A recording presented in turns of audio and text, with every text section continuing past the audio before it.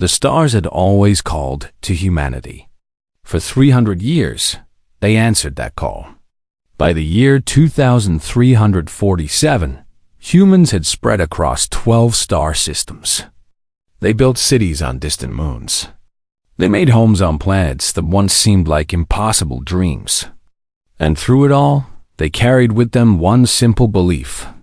Peace was always better than war. Ambassador David Park stood at the window of his quarters aboard the diplomatic vessel Olive Branch.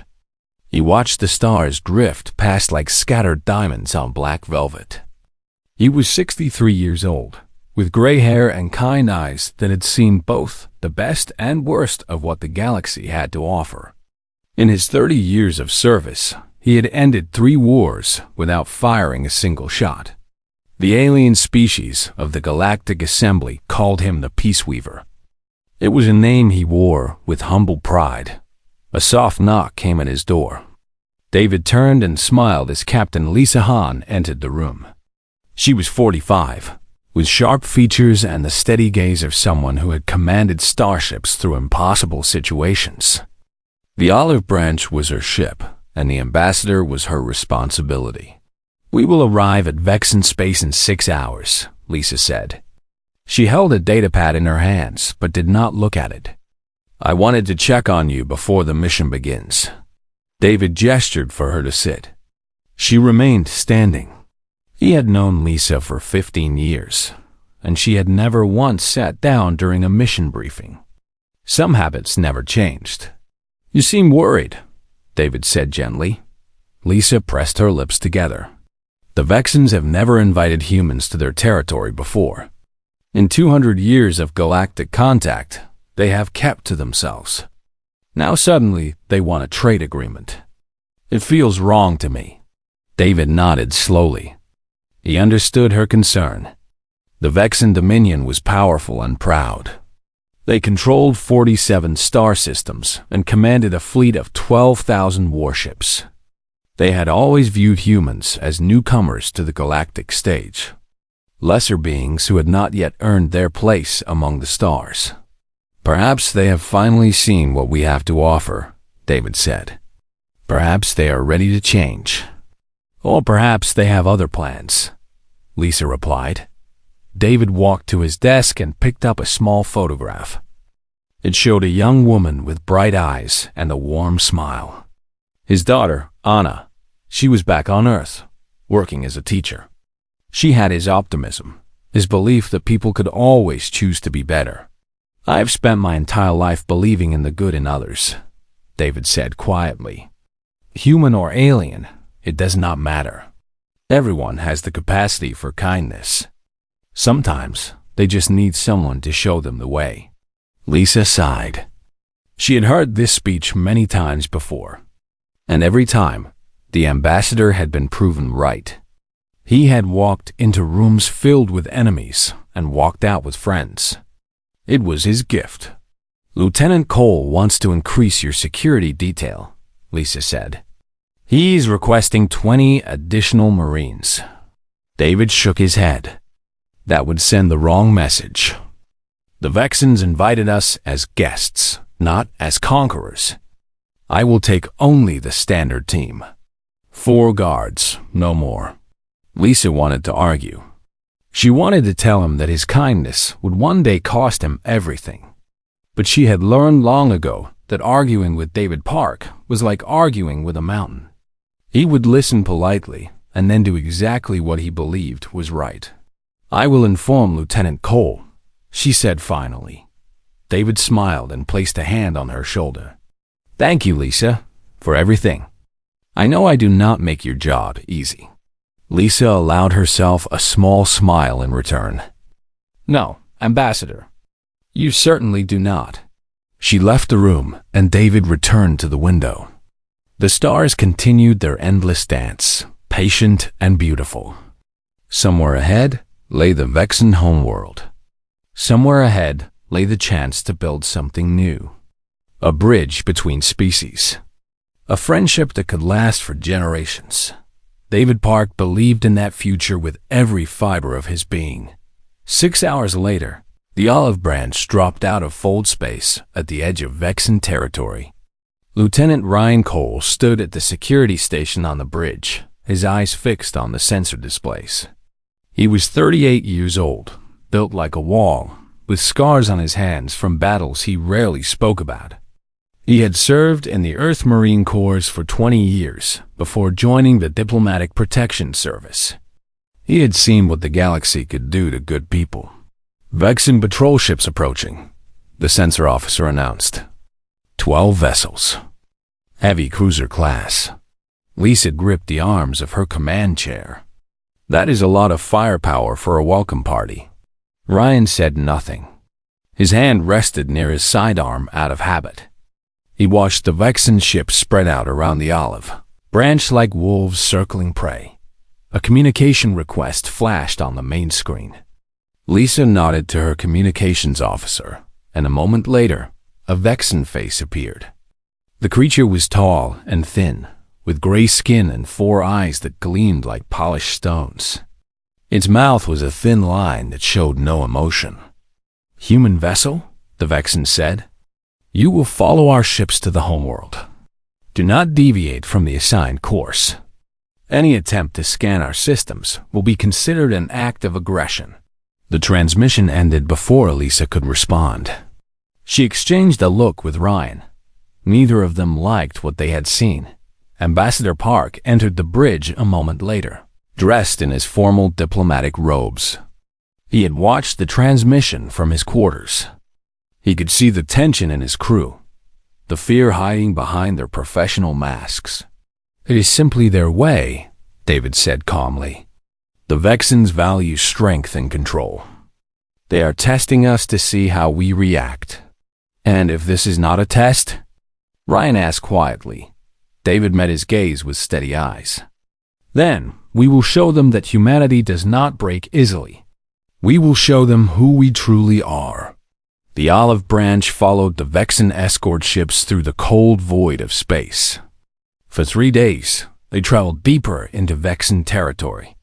They passed military stations bristling with weapons. They flew by shipyards where massive warships were being built. Everything about the Vexen Dominion spoke of power and conquest. On the 4th day, they reached the homeworld Dod. It was a dark planet, covered in black stone and gray clouds. The cities below glowed with harsh blue lights. Millions of Vexens lived there, going about their lives under the watchful eyes of their rulers. As the olive branch entered orbit, David Park prepared for the most important meeting of his life. He checked his robes one final time. He practiced the greeting he had memorized in the Vexen language. He thought of his daughter back on Earth, and the future he was fighting to build. Captain Han appeared at his door. Her face was pale. "The Vexen Supreme Arbiter has sent his final instructions," she said. "You must enter the Grand Chamber alone. No guards, no communication devices. It is their tradition." Ryan stepped forward immediately. "Absolutely not. I cannot protect him if I am not by his side." David raised a hand. "I understand the risks. But this is how peace is made. Not with weapons, but with trust. I will go alone." He looked at his team one final time. These people had followed him across the galaxy. They had trusted him with their lives. Now he was asking them to trust him one more time. "If something goes wrong," David said softly, "tell my daughter that I love her. Tell her that I die believing in something greater than myself." Lisa felt tears forming in her eyes. She blinked them away. "Nothing will go wrong, Ambassador. We will be watching from the observation deck. You will not be truly alone." David smiled his gentle smile, the same smile that had calmed frightened refugees and angry warlords alike. The same smile that had made him a legend. "Then let us go make history," he said. He walked toward the transport shuttle that would carry him to the surface. Behind him, his team watched in silence. None of them knew that they would never see that smile again. None of them knew that the galaxy was about to change forever. The grand chamber of the Vexen Dominion was ancient beyond measure. Massive pillars of black obsidian rose from the floor like the bones of dead giants. Cold blue flames burned in metal bowls along the walls, casting strange shadows that seemed to move on their own. The air was thin and smelled of something bitter. Something old. Ambassador David Park walked alone across the polished stone floor. His footsteps echoed in the vast emptiness. Above him, a glass observation deck looked down on the chamber. He could see Captain Han and Lieutenant Cole standing there, watching him.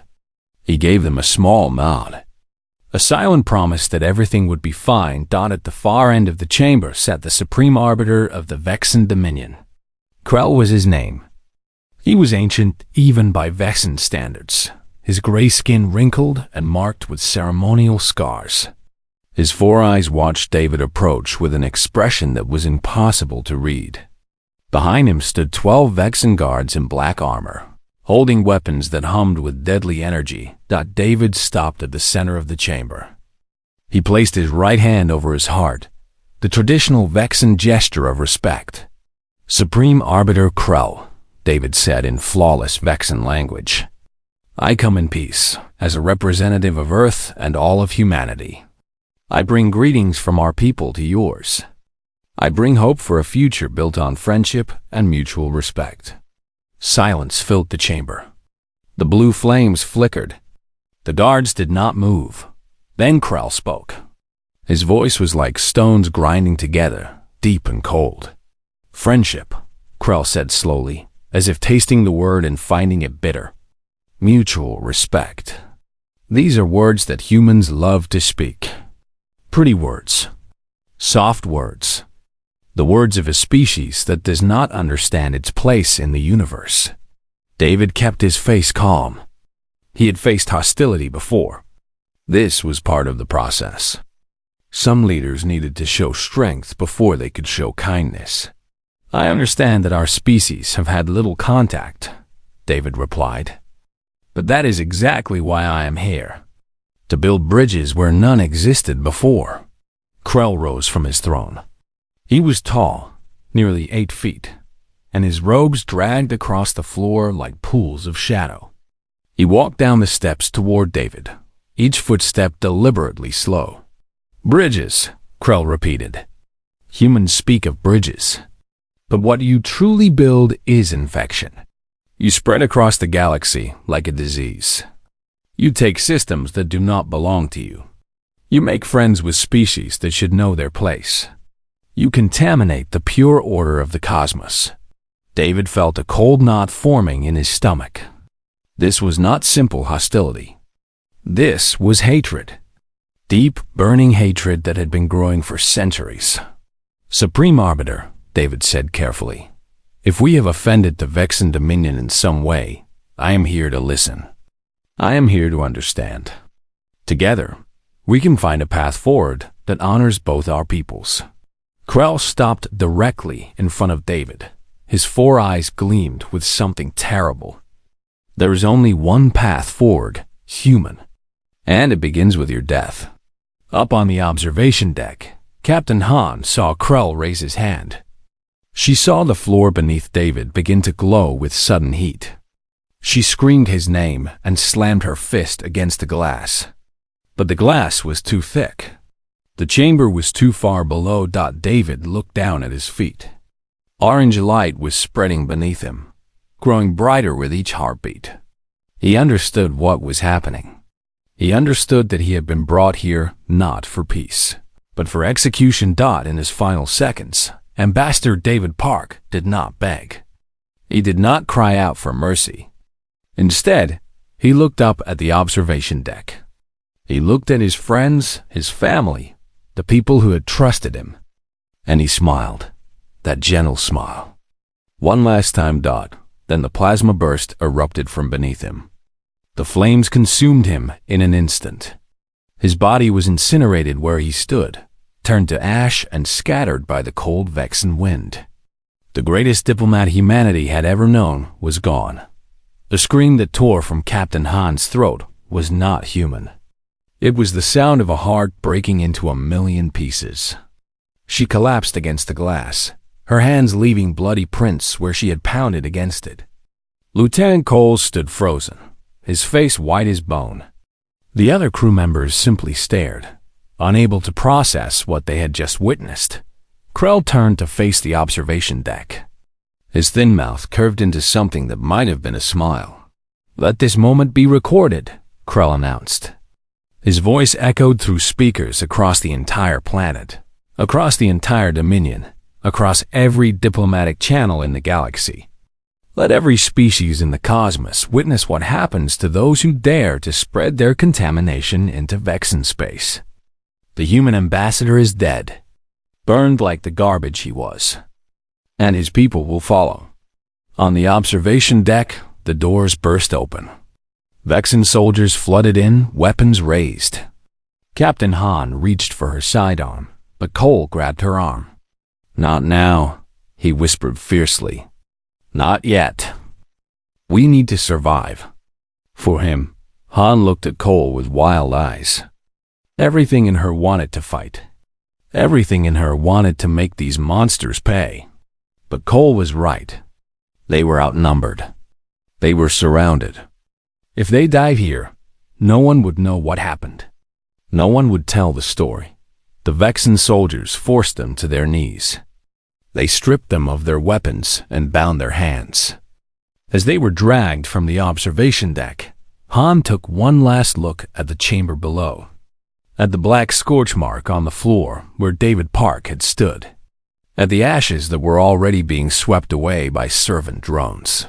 She made a promise in that moment, a silent vow that burned in her chest like a star going nova. Someone would answer for this. Someone would pay. Across the galaxy, the transmission spread like wildfire. On space stations and colony worlds, on ships and outposts, humans watched in horror as their ambassador was murdered. They saw the flames. They heard Krell's words. They watched as their people were dragged away like criminals. On Earth, in the great capital city of New Geneva, Director Emma Stone sat in her office and watched the transmission 3 times. She was 60 years old, with silver hair cut short and eyes that had seen every shade of darkness the universe could offer. As the head of Earth's intelligence division, she had spent her life protecting humanity from threats they never knew existed. She watched David Park die. She watched him smile at the end. She had known David for 40 years. He had been her friend. When the transmission ended, Emma sat in perfect stillness for exactly 60 seconds.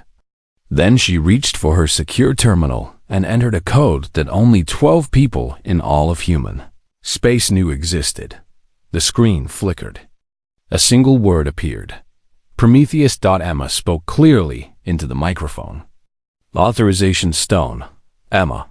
Director level. Activate Protocol 7. Full deployment. A pause. Then, confirmed. Protocol 7 activated. God help us all. Let's do. Emma ended the connection and walked to her window.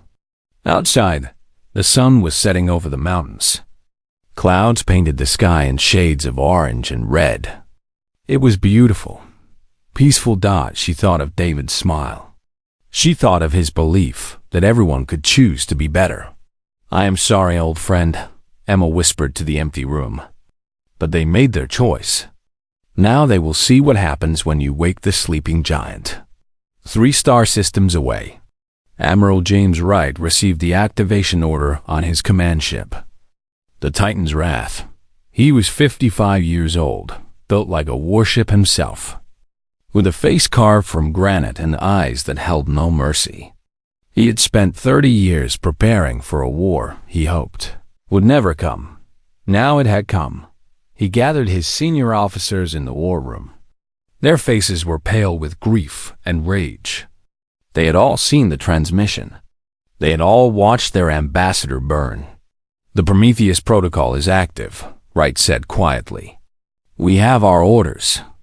In 72 hours, we will show the Vexen Dominion what humanity is truly capable of."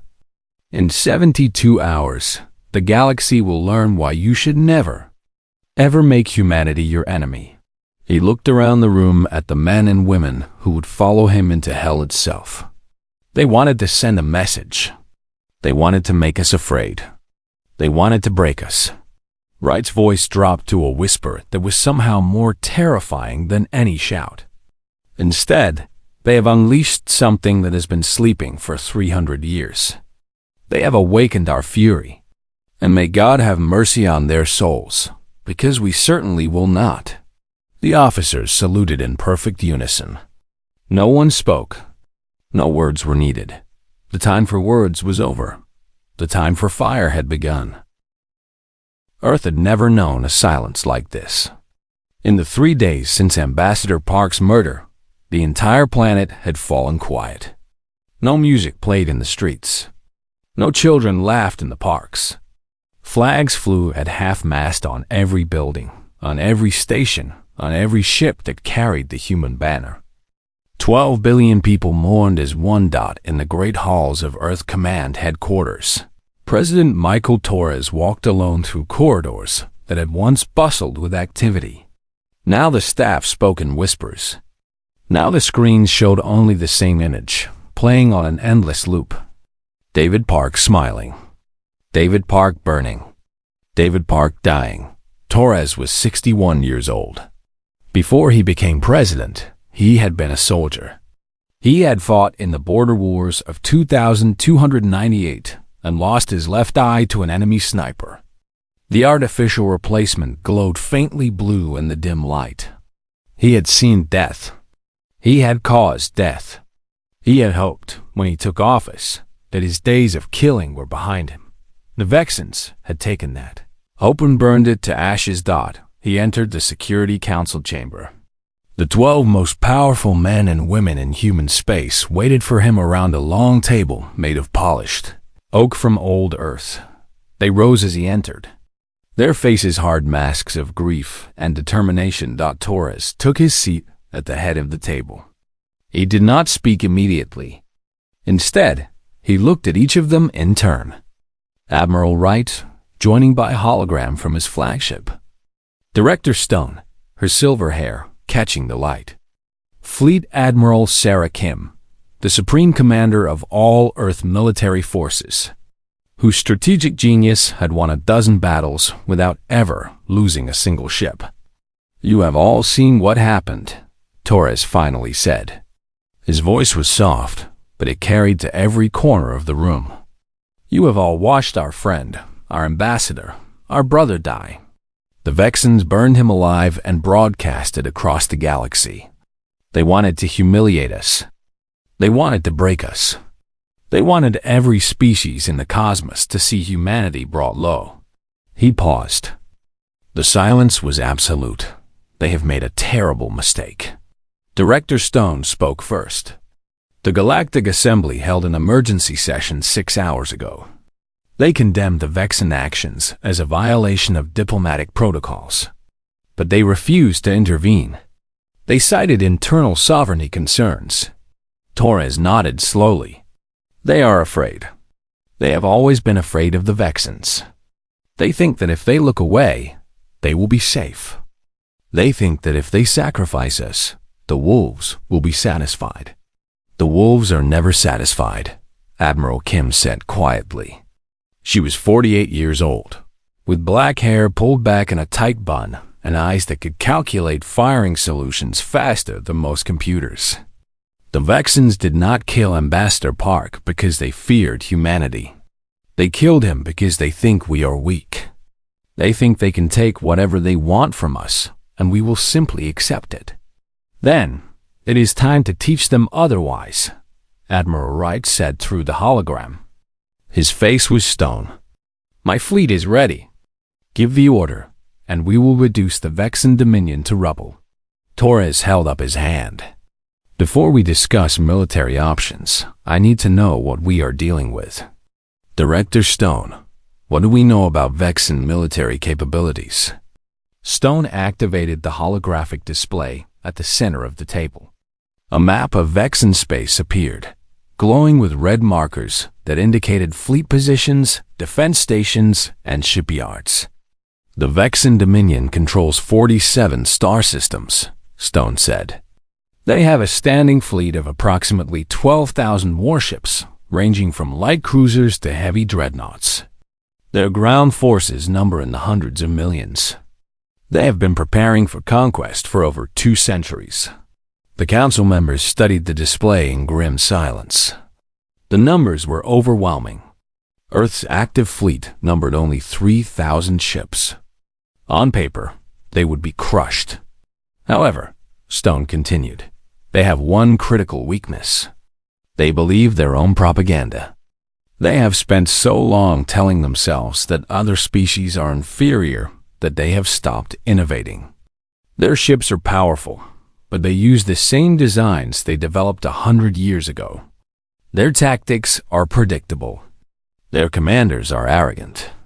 Admiral Kim leaned forward. And there is something else they do not know. Something no one outside this room knows. She looked at Torres. With your permission, Mr. President. Torres nodded. Tell them. Kim pressed a control, and the display changed. New images appeared. Ships unlike anything the Council had ever seen. Weapons that seemed to defy the laws of physics. Designs that belonged more to nightmares than to reality. For the past 150 years, Kim said, humanity has been preparing for the worst. We called it Project Prometheus, a secret weapons program known only to the highest levels of government. We hoped we would never have to use it. We prayed that our faith in peace would be enough. She gestured at the display. These are Prometheus-class dreadnoughts. Each one carries enough firepower to destroy a small moon. Their armor can withstand direct hits from Vexen plasma cannons. And their main weapons are stellar compression bombs, devices capable of collapsing matter at the subatomic level. One shot can erase a battleship from existence. The Council stared at the display in stunned silence. There is more, Kim continued. We have developed quantum dissolution fields that can disable all electronic systems within a light-second radius. We have created fold space drives that can move entire fleets across the galaxy in hours instead of days. We have built weapons that the Vexens cannot even imagine. President Torres spoke into the silence. We built these weapons because we knew that someday, somewhere, someone would mistake our kindness for weakness. We knew that someday, our faith in peace would be tested. Ambassador Park believed that everyone could choose to be better. He died for that belief. But we also knew that some choices cannot be undone. Some lines cannot be uncrossed. He stood and walked to the display, staring at the image of the Prometheus fleet. The Vexens have made their choice. They chose to murder an innocent man. They chose to laugh at our grief. They chose to challenge a species that has survived ice ages, plagues, and wars that nearly ended our civilization. They do not know what they have awakened. He turned to face the Council. I am not asking for a declaration of war. The Vexens already declared war when they burned David alive. I am asking for authorization to respond. I am asking for permission to show the galaxy what happens when humanity stops holding back. The vote was unanimous. 12 hands raised. 12 voices speaking as one. Retribution. The word hung in the air like a promise and a curse. Within hours, the sleeping shipyards roared to life. On hidden bases throughout human space, Prometheus ships powered up their engines for the first time. Soldiers who had retired decades ago received messages on secure channels. The messages contained only 2 words. We need you. They came. All of them. Young and old, men and women, from every corner of human civilization. They came because one of their own had been murdered. They came because the galaxy needed to learn a lesson it would never forget. In a Vexen prison on the edge of the Dominion, Captain Lisa Hahn sat in a cold cell with the surviving members of her crew. They had been beaten. They had been interrogated. They had been told that rescue would never come. But through the tiny window of her cell, Han could see the stars. And sometimes, late at night, she thought she saw flashes of light on the distant horizon. Strange lights. Moving lights. One of her crew members, a young ensign named Tom, crawled to her side. "Captain," he whispered, "the guards are scared. I heard them talking. They say strange ships have been spotted at the border. Ships they have never seen before." Han felt something stir in her chest. Something that had been dead since she watched David Byrne. Hope. "They are coming," she whispered back. "I do not know how. I do not know when. But they are coming. And when they arrive, these monsters will learn what it means to hurt one of ours." Tom looked at her with wide eyes. "What should we do?" Han smiled grimly. It was not a kind smile. It was the smile of a woman who had watched her friend die and was now imagining revenge. "We survive," she said. "We stay alive. And when our people arrive, we make sure there is no place in this galaxy where the Vexans can hide." Outside the prison walls, the stars continued their ancient dance. But something was changing. Something was moving through the darkness between worlds. Something vast and terrible and utterly human. The storm was coming, and nothing in the galaxy would ever be the same. The Vexan frontier was supposed to be impenetrable. 300 defense stations guarded the border. 5,000 warships patrolled the void between stars. Supreme Arbiter Krell had personally designed this fortress of steel and fire. No enemy had ever broken through. No enemy had ever tried. Admiral Vor stood on the bridge of his flagship, watching the sensor displays with 4 bored eyes. He was one of Krell's most trusted commanders, a veteran of 100 conquests. To him, the border patrol was an insult. He belonged on the front lines, crushing weaker species beneath his boots. Instead, he was stuck here, guarding against an enemy that would never come. "Status report," he growled at his sensor officer. "All quiet, Admiral. No movement detected in the neutral zone."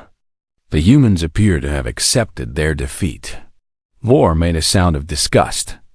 Pathetic creatures. They watched their ambassador burn and did nothing. They are exactly as weak as we always knew they were. He turned away from the display, already planning his evening meal. He never saw the sensor officer's face turn pale. He never heard the first alarm dot. Then the universe tore itself open. Fold space.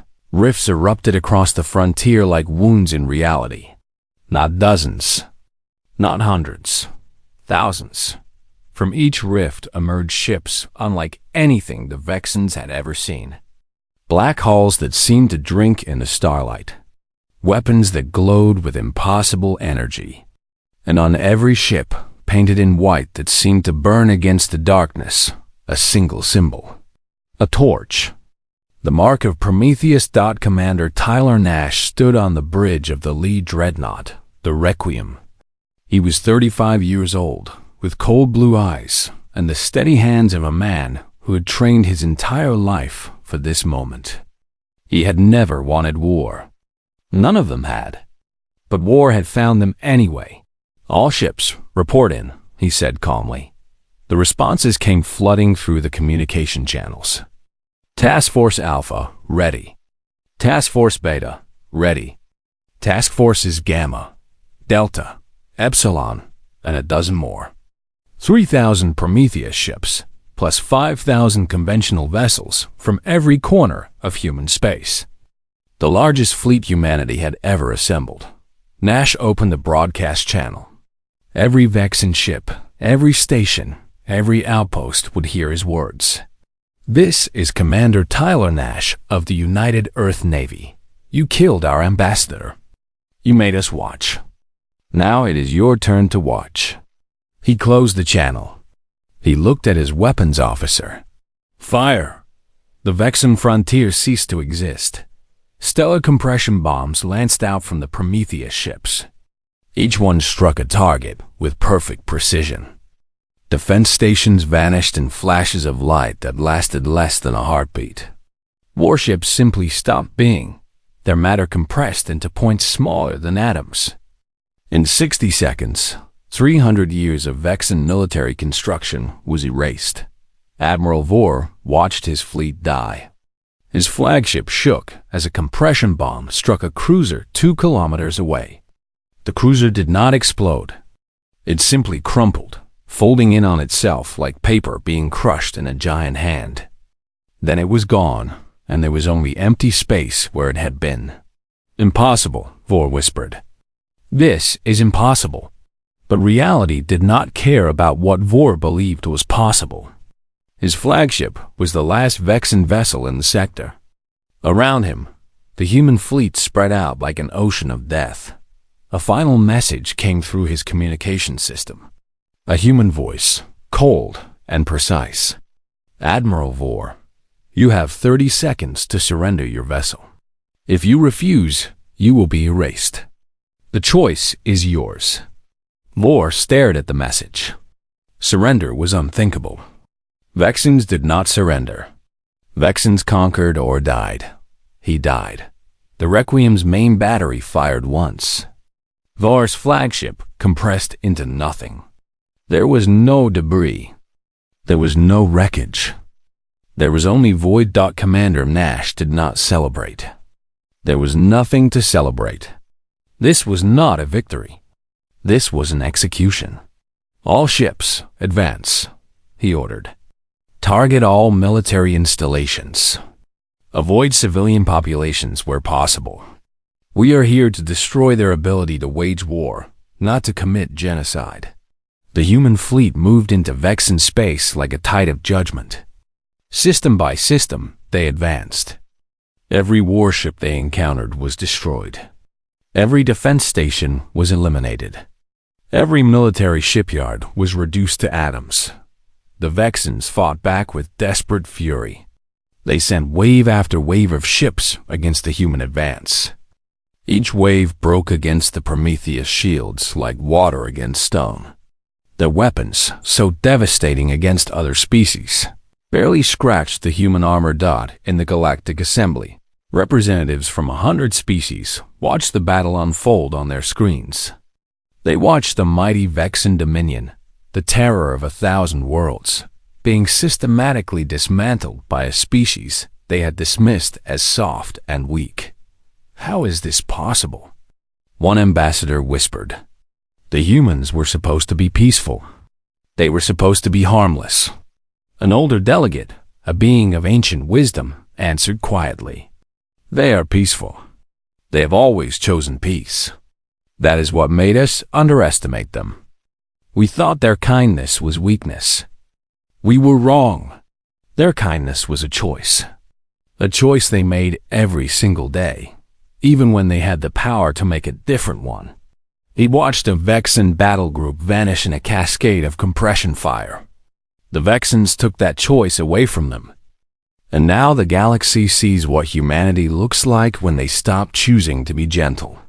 Deep in Vexen space, Sergeant Kate Miller led her strike team through the corridors of the prison facility. They had arrived under cover of the main assault, slipping past the distracted defenses in a single stealth ship. Now they were hunting. Miller was 28 years old, compact and deadly. She had lost friends in the border wars. She had lost more friends when the Vexens took the Olive Branch crew. She was done losing people. Her team moved like shadows, eliminating guards with silent efficiency. The Vexens never saw them coming. One moment they were on patrol. The next moment they were unconscious on the floor. They reached the detention block. Miller nodded to her demolitions expert, and the door exploded inward. Captain Lisa Hahn looked up from her cell. Her face was bruised. Her uniform was torn, but her eyes burned with fierce recognition. "Sergeant Miller," Hahn said, "I knew you would come." Miller smiled grimly as she cut through the cell bars. "Sorry we took so long, Captain. There was a lot of paperwork." Hahn laughed, a harsh sound that echoed off the prison walls. How many ships did they send? Miller helped her to her feet. She met Han's eyes with an expression that was almost frightening in its intensity. All of them, Captain. They sent all of them. The rescue team gathered the surviving crew members. Ensign Tom could barely walk, but he refused to be carried. The others were in similar condition, BEATEN, but on broken dot as they made their way to the extraction point. Han asked the question that had been burning in her mind for days. The ambassador. Did they recover his body? Miller's face went hard. There was no body to recover, Captain. They burned him completely. But we recovered his personal effects. His daughter will receive them when we return home. Han nodded slowly. She thought of David Park's gentle smile. She thought of his unshakable faith in the good in others. He would not have wanted this, she said quietly. He would not have wanted war. Miller stopped walking. She turned to face the captain. No, ma'am. He would not have wanted war. He believed in peace with every fiber of his being. But he also believed in protecting innocent people from those who would harm them. The Vexans are not going to stop with one ambassador.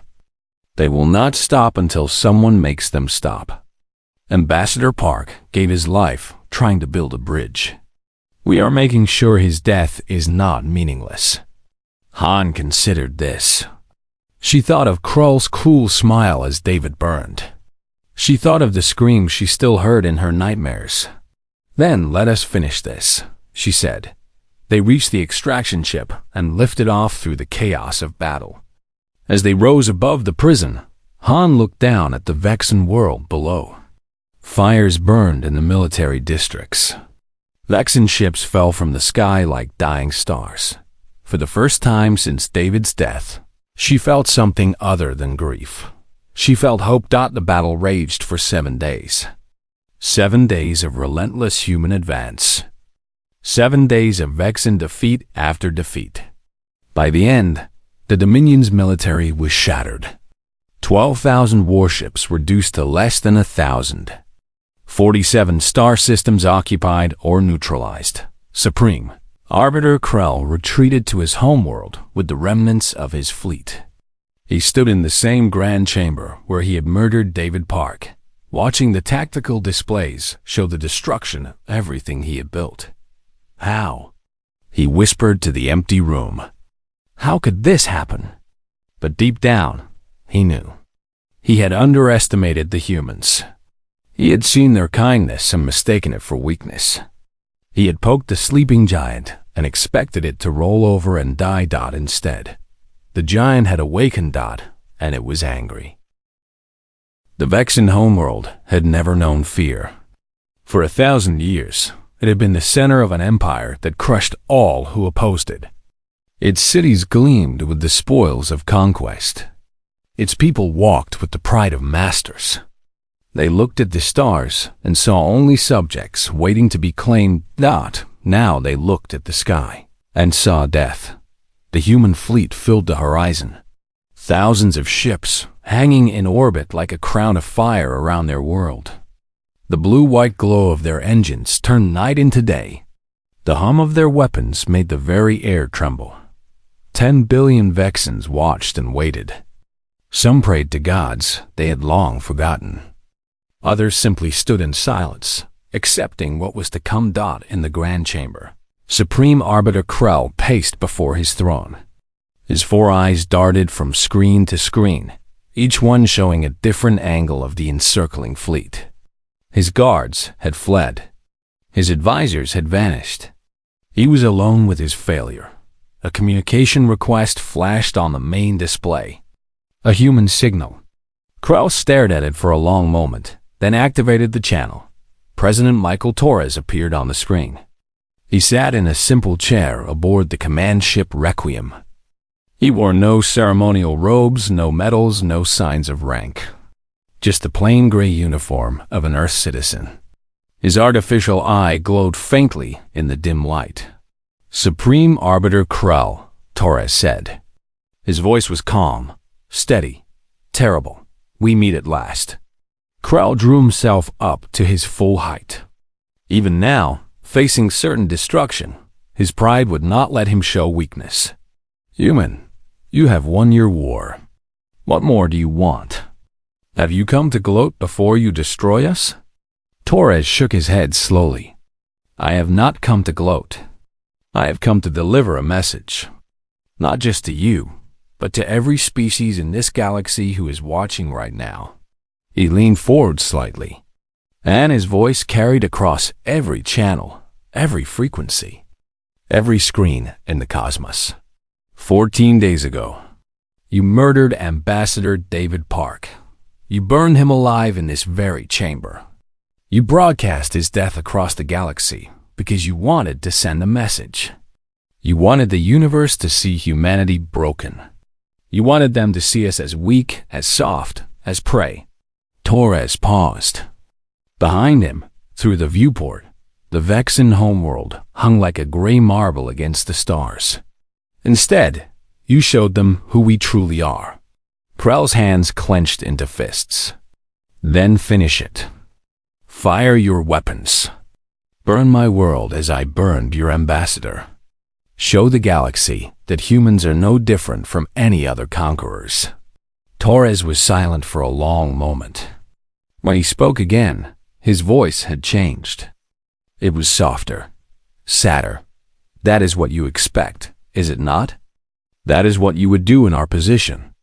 You would kill every man, woman, and child on this planet. You would leave nothing but ash and memory. You would prove that mercy is weakness. He shook his head. We are not you. The president stood and walked to the viewport. He looked down at the world that had murdered his friend. Ambassador Park believed that everyone could choose to be better. He died for that belief. I will not dishonor his memory by becoming the monster you tried to make us. He turned back to face the screen. We could destroy you. We have the power to turn your world into glass. We have weapons that could erase your entire species from existence. But we will not use them. Not because we are weak, but because we are strong enough to choose mercy. Krell stared at the human in disbelief. You cannot be serious. We killed your ambassador. We humiliated your species. And you offer us mercy? We offer you a choice, Torres corrected. The same choice David Park offered you 14 days ago. The choice to be better. He nodded to someone off-screen. Across the human fleet, weapon systems powered up. But they did not fire compression bombs or missiles. Instead, they released something else. Millions of small devices, spreading across the planet like silver rain. This is the Prometheus Array, Torres explained. It is a technology we developed but hoped we would never use. When activated, it will disable all advanced technology on your world. Your ships will fall from the sky. Your cities will go dark. Your weapons will become useless scrap. The devices spread across the Vexen atmosphere, blinking with tiny lights. You will be reduced to a pre-industrial civilization. No space travel. No advanced weapons. No way to threaten anyone ever again. You will have to rebuild from nothing. And you will have to do it knowing that humanity could have killed you and chose not to. Krell's face twisted with rage. You think this is mercy? You are condemning us to centuries of darkness. We are condemning you to life, Torres replied simply. The alternative was death. Be grateful we gave you a choice. He reached for a control on his chair. I have one more thing to say. Not to you, Krell. To the galaxy. The broadcast widened. Every species in the Galactic Assembly, every ship, every station, every world that received signals from space could now see and hear the human president. 14 days ago, the Vexen Dominion murdered a man whose only crime was believing in peace. They burned him alive to send a message. Today, we send our own message. Torres looked directly into the camera. Humanity has the power to destroy worlds. We have weapons that could break the stars themselves. But we choose peace. We have always chosen peace. Ambassador David Park gave his life for that choice. Today, we honor his memory by showing that choice still has meaning. His voice hardened. But know this, our mercy has limits. Cross us again, any of you, and there will be no second chances. There will be no rebuilding. There will be nothing left but silence and regret. We are not the monsters the Vexans thought we were. But we are not prey either. We are human.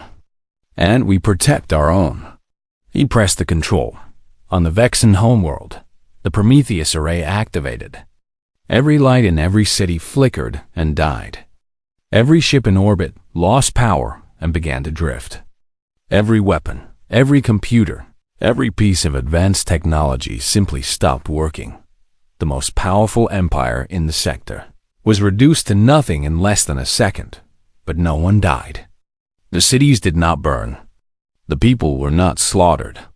Humanity had the power to commit genocide and chose to let their enemies live. In the Grand Chamber, Krell fell to his knees. His throne was dead. His screens were dark. His empire was over.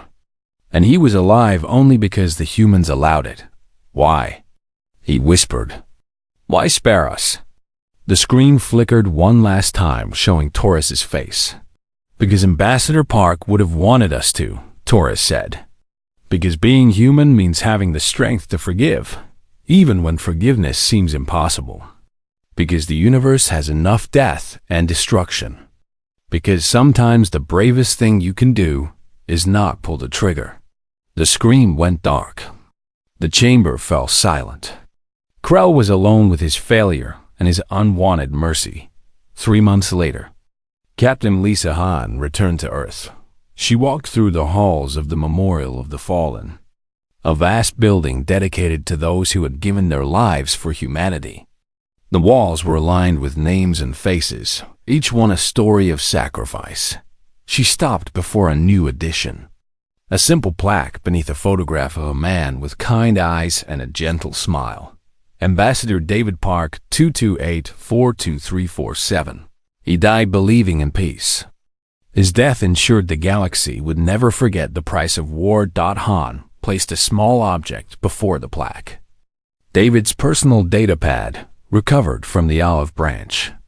It contained his notes, his thoughts, his hopes for the mission that had killed him. We did it, David, she said quietly. We showed them who we are. We showed them that your faith was not misplaced. Humanity can be kind and strong at the same time. We can choose mercy without being weak. She touched the plaque gently. Rest now, old friend. The galaxy is watching. And they will never forget. Years passed. The Vexan Dominion slowly rebuilt, chastened and humbled. The Galactic Assembly treated humanity with a new respect, born not of fear, but of understanding. Species that had once dismissed humans as soft and weak now sought their friendship. One day, a young alien delegate sat beside an elder in the assembly hall. He watched the human representatives speak, their voices calm and reasonable, their proposals focused on cooperation and mutual benefit. Why does everyone treat them with such care? The young delegate asked. They seem so gentle, so peaceful. The elder smiled, an expression of ancient wisdom. Because they are the only species in the galaxy who could burn the stars themselves, the elder replied, and chose not to. They could have destroyed the Vexans. They could have made an example that would echo through eternity. Instead, they showed mercy. And that mercy is more terrifying than any weapon. The young delegate frowned. How can mercy be terrifying? Because it proves they are in control, the elder said. Any species can lash out in rage. Any species can destroy when angry. But the humans showed that even at their most furious, even when justified in seeking revenge, they could still choose restraint. That kind of discipline, that kind of strength, is rare in the universe. The elder watched the human delegates shake hands with representatives from a dozen worlds. They choose peace every day, not because they have to, not because they are weak, but because they believe it is right. And everyone in this galaxy knows that if someone ever forces them to choose differently, the Elder's eyes grew distant. Then may the stars themselves have mercy, because humanity will not. The session continued. Treaties were signed. Friendships were formed. And through it all, the humans smiled their gentle smiles and spoke their kind words.